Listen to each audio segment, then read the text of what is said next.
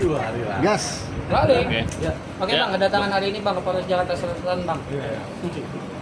Kedatangan hari ini memenuhi panggilan dari penyidik terkait dengan laporan dugaan tindak pidana pemalsuan yang kita buat atas nama inisial A, korban pelapor Mbak Emilia, diduga dipalsukan alamatnya untuk membuat atau mengajukan proses perceraian.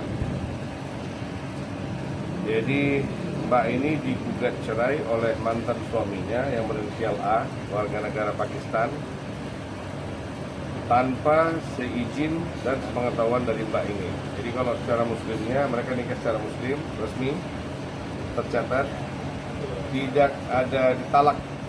Jadi tahu-tahu sudah keluar akte perceraian dan sudah diceraikan tanpa pemberitahuan dan tanpa talak. Dan Mbak ini juga mengetahui Mbak ini sudah diceraikan dari sosial media, tidak secara langsung. Jadi di sosial media mantan suaminya itu mengatakan bahwasannya dia sudah bercerai dengan istrinya. Dengan modal itu dia masuk ke Feni. Nah, sekarang Feni juga dilantarin. Lalu ya bermacam alasan lah sekarang dia buat dengan 1000 macam jalan yang dia tempuh. Jadi kita mau lanjutkan proses dulu. Kemudian dugaan pidana pemalsuan. Ya kita selesaikan dulu pemeriksaan. Artinya sudah ada laporan ya Bang? Iya. Saya sudah buat 5 laporan polisi. Kapan itu Bang?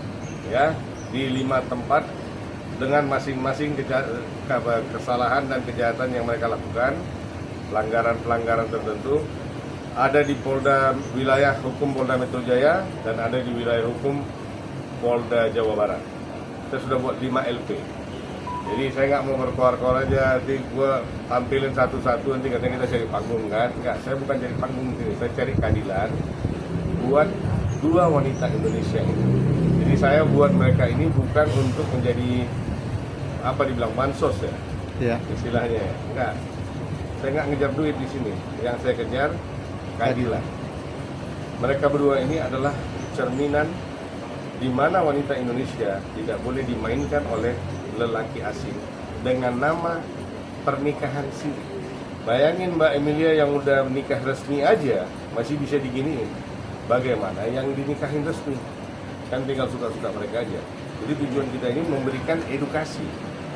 Mumpung negara kita ini populasinya lebih banyak wanita dan banyak laki-laki asing yang ya tidak berbobot lah yang datang ke Indonesia ini, modal dia survive, modal dia bertahan hidup itu adalah mengumbar cinta. Ya, dia tahu mungkin wanita Indonesia kalau dilembutin akan lebih mudah untuk didapatin. Jadi mereka kasih kelembutan-kelembutan yang palsu untuk memperoleh keinginan mereka.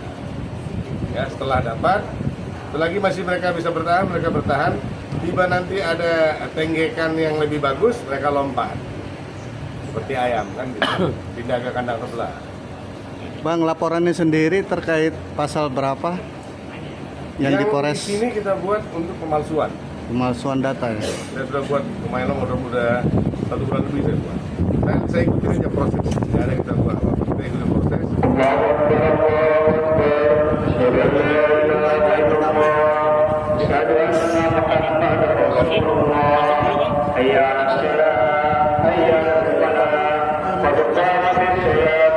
Mendampingi, ini ikut mendampingi karena sama mereka ini sama-sama korban ya, sama-sama korban dari 1 orang. Jadi yang dipanggil memang Mbak Emilia, tapi ini ikut. Oke. Mbak Emilia yang mau disampaikan Mbak Emilia? Pesan buat wanita Indonesia supaya berhati-hati dan jangan mudah percaya. Bukan semua jelek, tapi kita harus hati-hati. Ya bukan semua jelek, Bukan semua jelek, tapi ya. tidak banyak yang indah. Ya, Harus intinya hati-hati aja. gue bilang mereka 2 ini adalah cerminan. Mereka 2 ini sekarang kita melakukan edukasi kepada rakyat wanita yang hidup di dalam suatu negara yang dimana dominan dan mayoritas adalah wanita. Ya, dari 300 juta penduduk kita, mayoritas itu perempuan. Baru sisanya laki-laki. Jadi negara seperti ini penting banget edukasi seperti ini. Jadi jangan ditahan-tahan. Makanya nggak ada yang gue izinin mereka ini diundang ke podcast sana, podcast sini, nggak ada yang gue izinin. Tidak, kita tidak mengumbar cerita di sini. Kita punya cara sendiri bagaimana mengedukasi wanita-wanita di negara ini. Bang, Ya? ada bukti tambahan, Bang? Hah? Ada bukti tambahan? Bukti tambahan akta perceraian dulu.